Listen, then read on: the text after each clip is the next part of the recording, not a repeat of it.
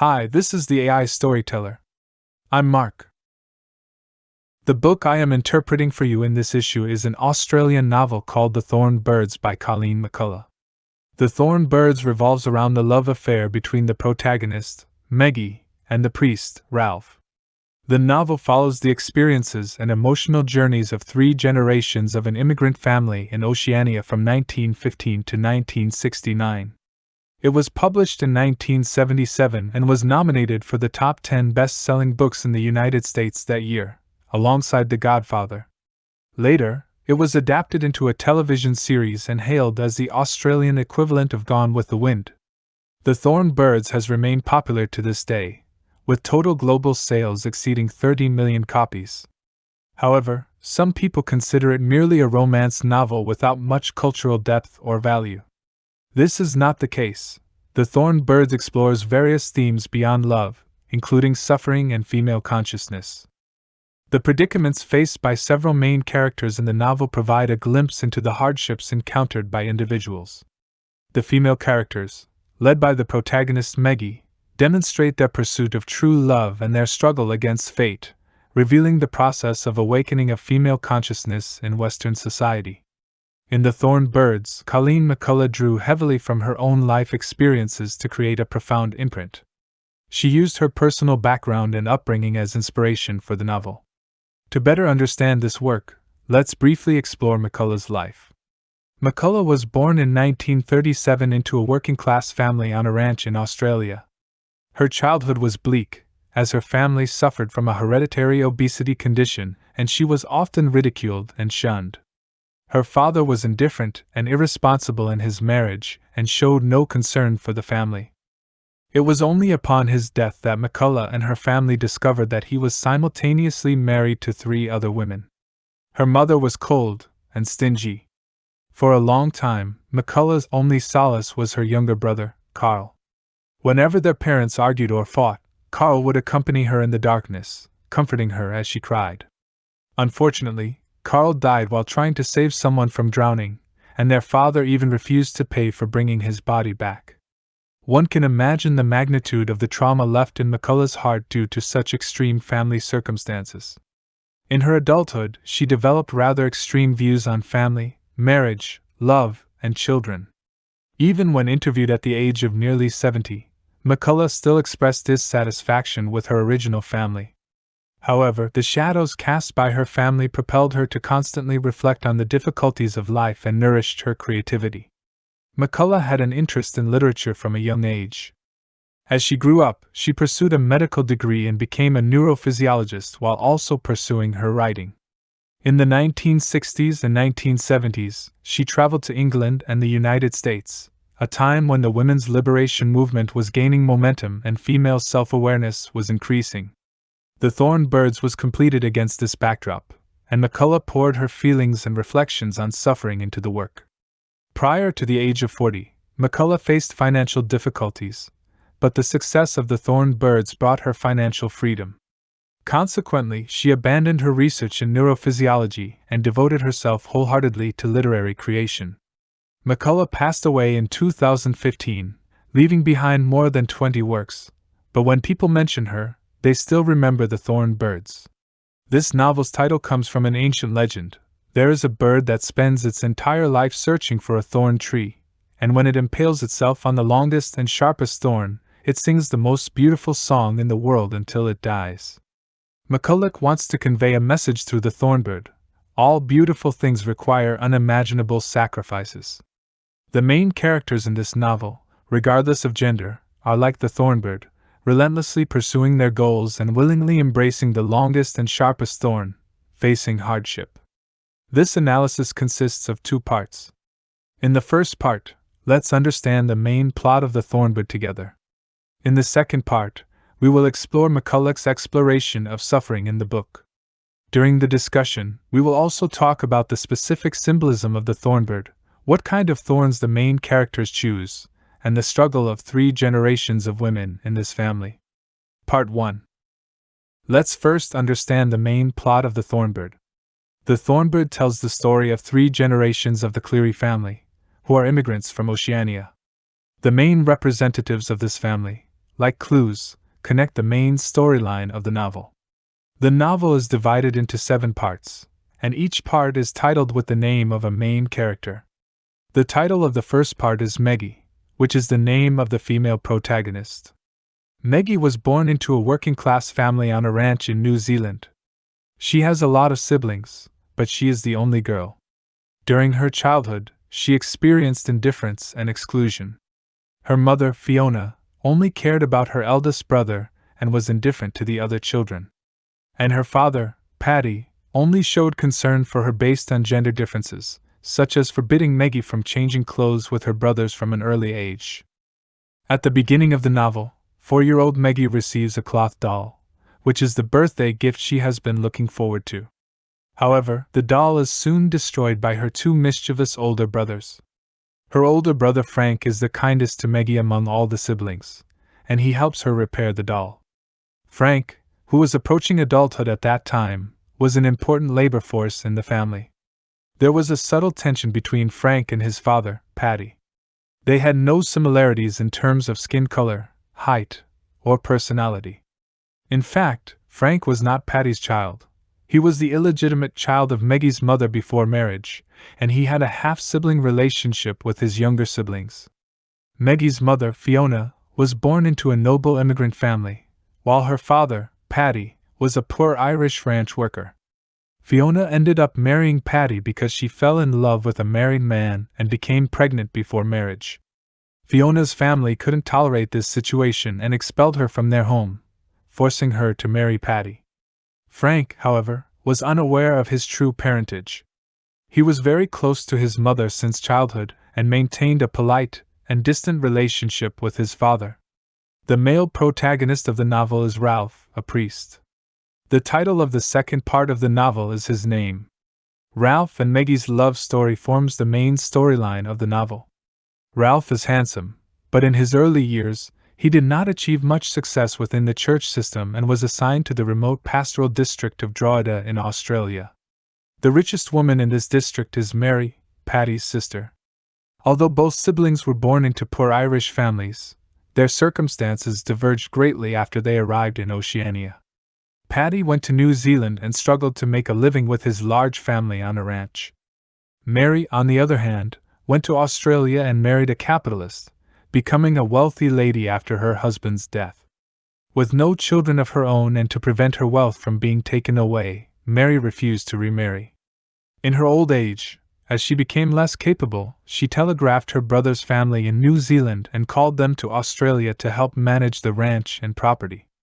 After Paddy arrived, he upheld his usual work ethic and managed the ranch and industry meticulously.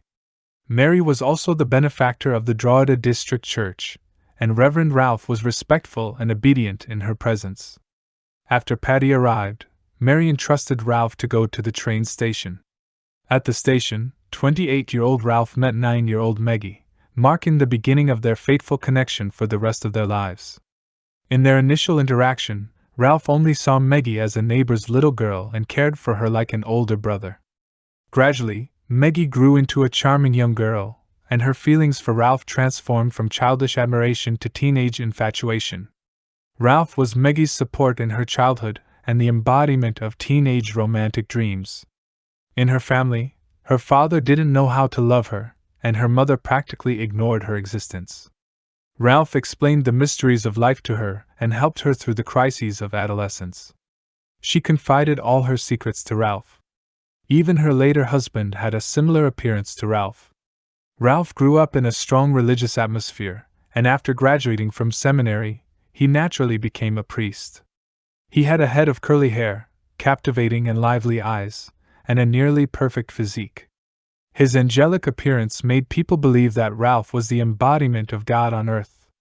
As a priest, Ralph was dedicated and conscientious.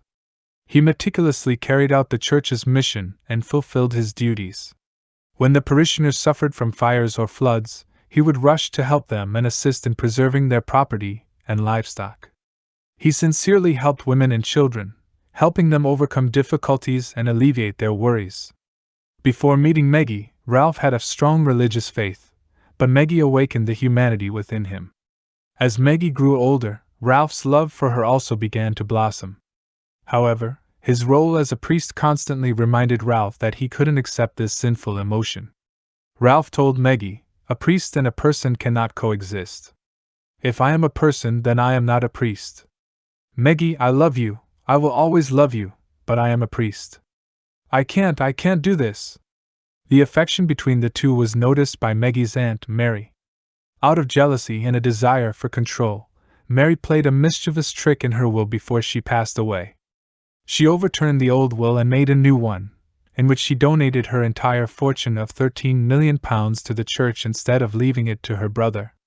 She only left her brother's family the right to use the ranch and some living expenses. However, this money was enough for her brother's family to live a comfortable life.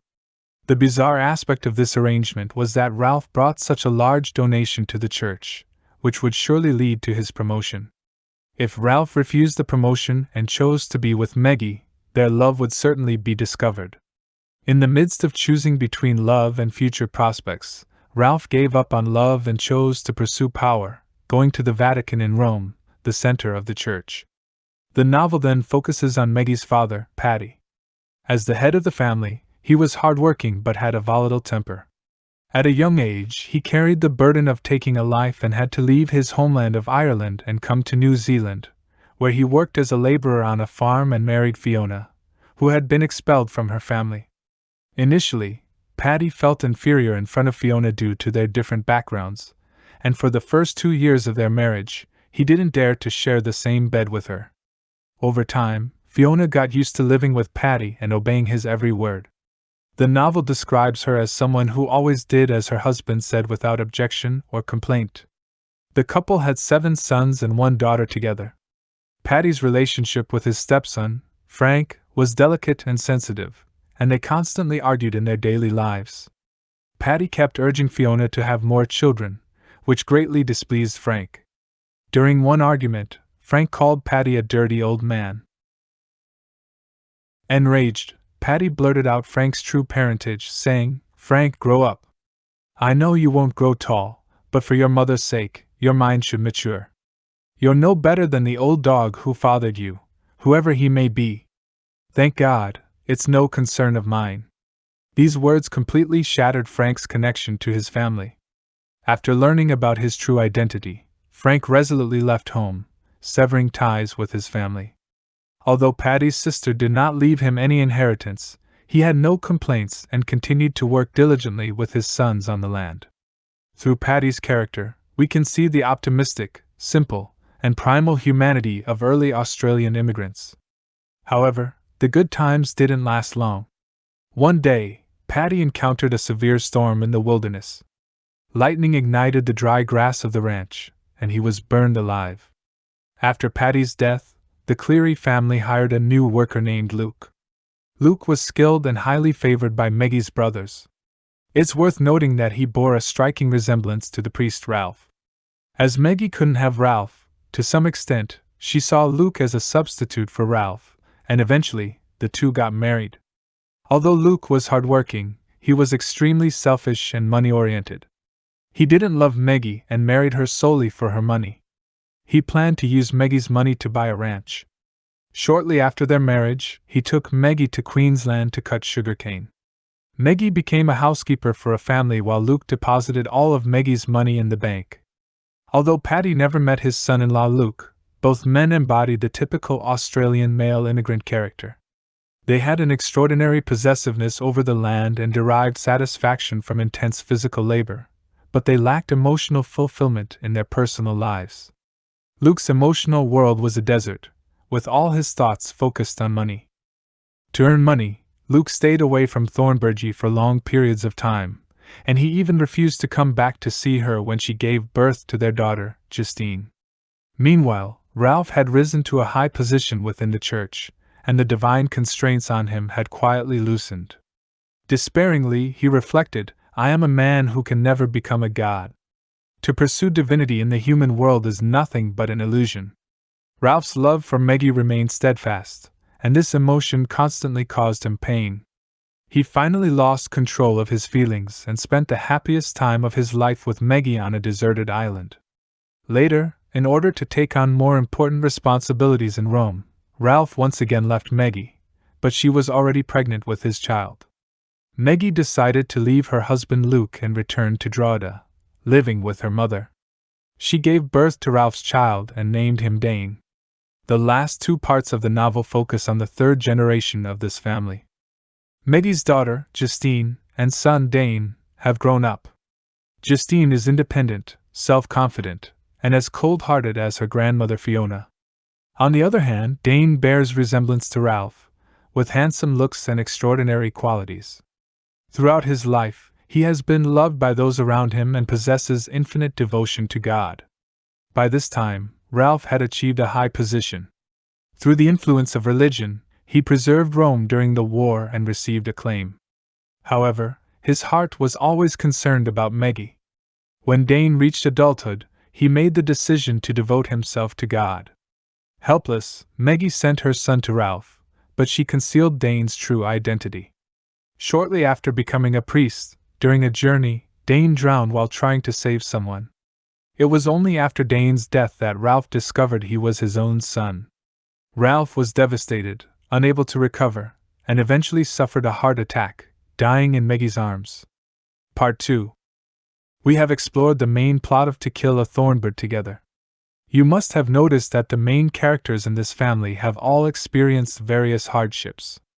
Hardship is one of Harper Lee's central themes in her work, and almost all of her novels depict characters facing different challenges. To Kill a Thornbird is no exception. In this work, Lee explores various types of hardships, including personal struggles, familial hardships, and societal struggles. When it comes to the hardships of the soul, we have to talk about the thornbird in the title. The thornbird serves as both the title of this novel and a metaphor for the fate of the main characters in the story. Regarding the thornbird, Harper Lee wrote a famous passage in the epigraph at the beginning of the novel. There is a legend about a bird which sings just once in its life, more sweetly than any other creature on the face of the earth. From the moment it leaves the nest it searches for a thorn tree, and does not rest until it has found one.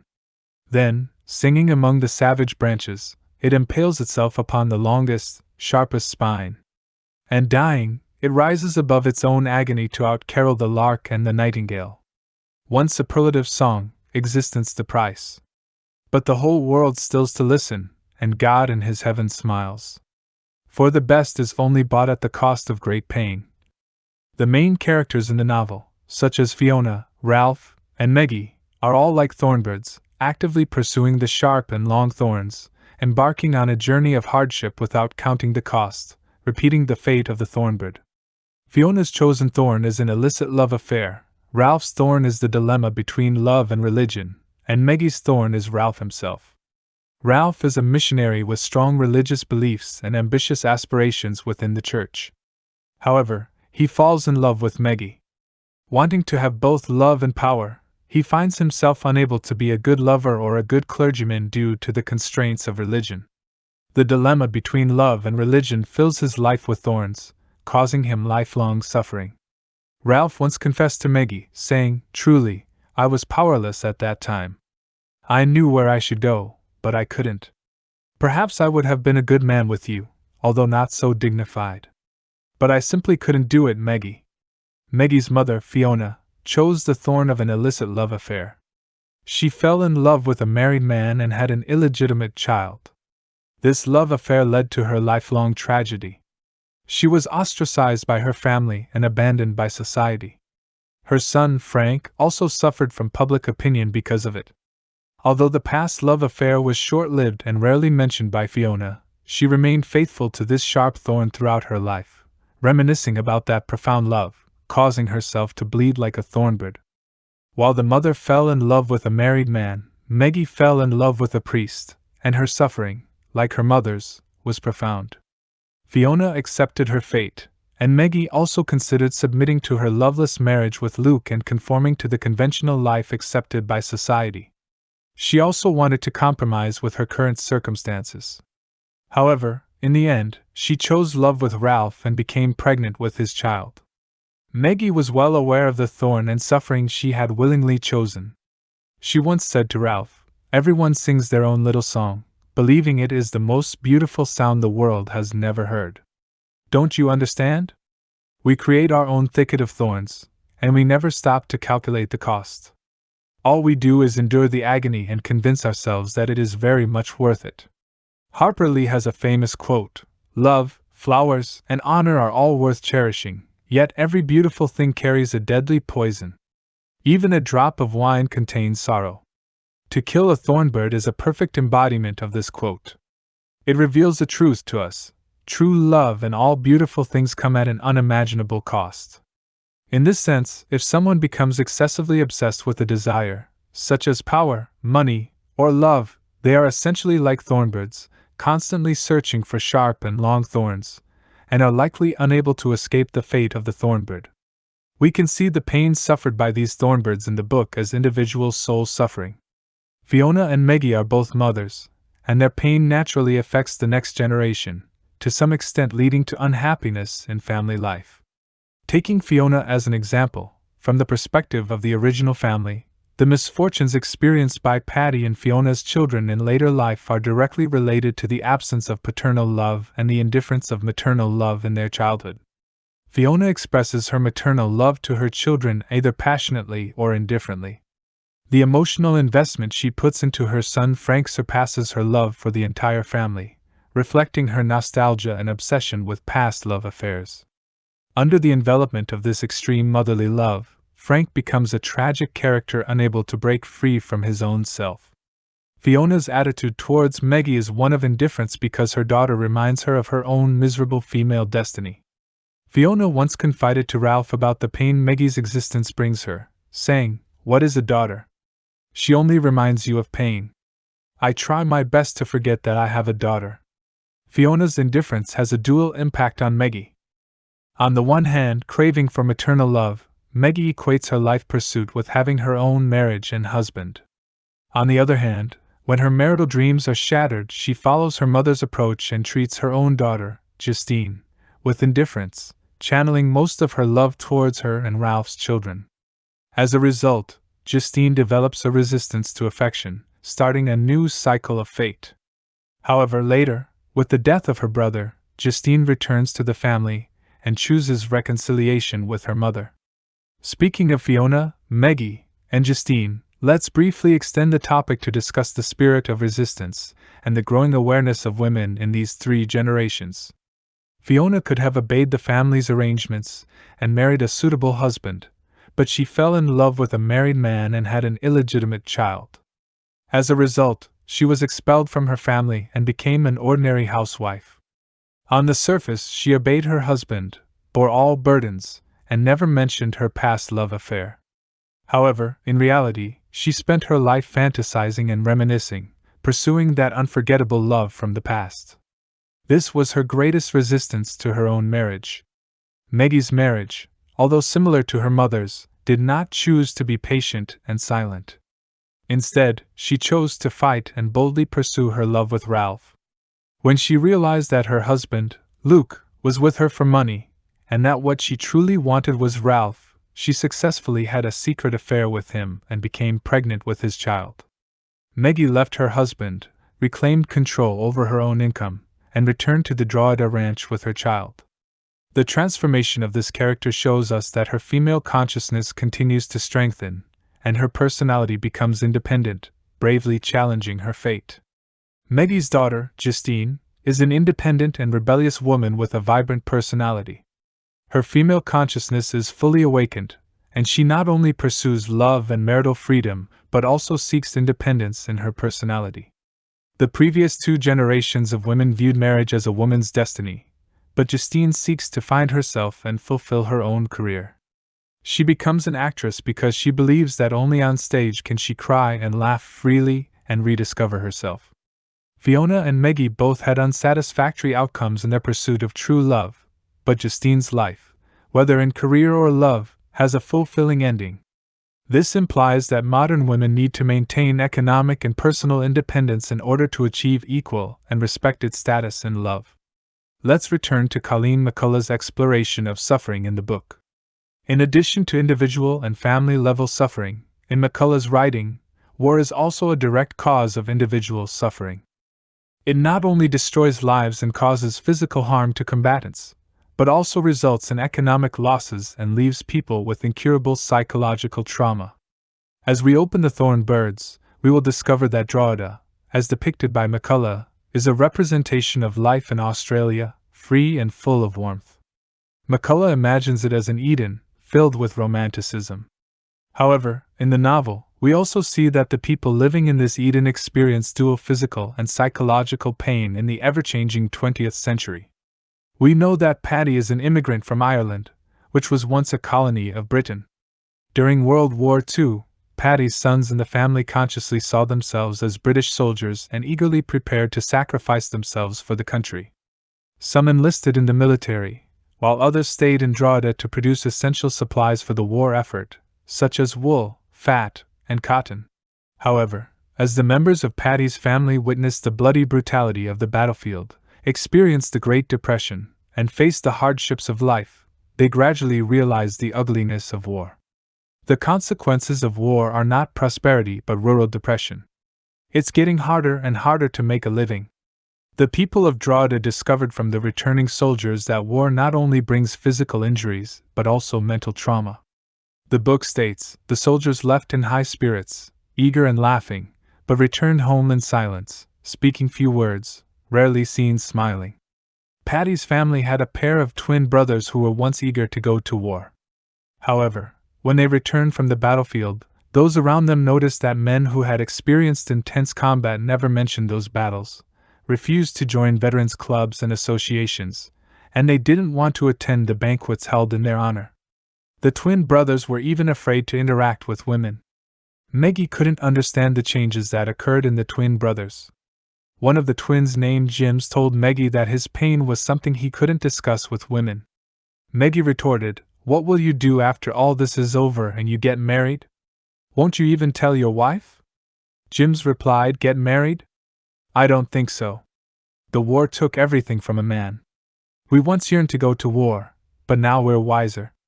If we get married, we'll have children. What's the point of having children? Watching them grow up, pushed out to do the things we've already done, to see the things we've already seen?" Through the changes in the soldiers before and after their participation in the war, McCullough presents the suffering and trauma that war brings to individuals. Alright, here we come to the end. The essence of the novel The Thorn Birds has been interpreted for you. If you're interested in this novel, you can find the original book to read. Finally, let's review the key points. First, The Thorn Birds is a best-selling novel worldwide with a total sales exceeding 30 million copies. The novel revolves around the love entanglement between Maggie and Ralph, making it highly engaging. However, its themes are rich, not limited to love but also encompassing suffering, female consciousness, and more. Second, author Colleen McCullough intends to convey through The Thorn Birds that beautiful things often come at unimaginable costs. The main characters in the novel, like the thorn birds, actively pursue the thorns, causing themselves to bleed incessantly like the birds. The work carries the imprints of McCullough's own life. The misfortunes in her family compelled her to contemplate the suffering of life but also nourished her creativity. In this work, she showcases the multiple sufferings encountered by individuals. We learn about the sufferings of individual souls, family-level hardships, and the sufferings brought by war. Third, the female characters in this novel are prominent, especially Fiona, Maggie, and Justine across 3 generations. Through them, we can observe the process of female consciousness evolving from absence to awakening. Well, that concludes the content for this episode. If you enjoyed my video, please click like, subscribe to my channel, and share it with your friends. Thank you.